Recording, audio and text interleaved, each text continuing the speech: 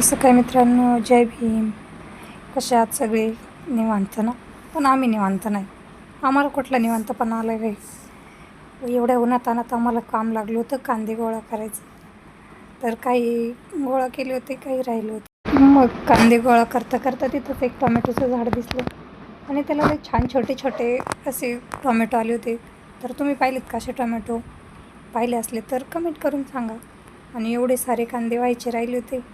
पण तिथंच एक कारल्याचा वेल पण आला होता आणि छान त्याला अशी सुंदर सुंदर कारली पण लागली होती. तर कांद्यांशेजारीच अजून एक अळूचं पान होतं. तर पान एवढं मोठं होतं ना की मी छोटी दिसत होते त्याच्यापेक्षा. आणि त्याच्या खालीच आमची मनी माऊ पण बसली होती आरामशीर म्हणजे जिथं मी जाईल तिथंच ती माझ्यासोबत पण असती. मग माऊसोबत खेळून झाल्यानंतर लगेच पपईकडं लक्ष गेलं. तर एवढ्या साऱ्या छान छान पपया लागल्या होत्या आणि त्यात एक छोटीशी पपई पिकली पण होती. मग म्हटलं चला घेऊ काढून, पण तिला हात लावताच तिला चांगलं नाही वाटलं वाटतं. लगेच खाली पडली आम्हाला बघून.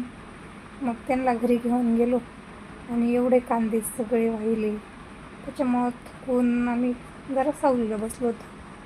तर आमची छोटी कन्या लगेच आमच्यापाशी येऊन डोकवायला लागली का मम्मा काय करते? व्हिडिओ आवडला तर लाईक करा.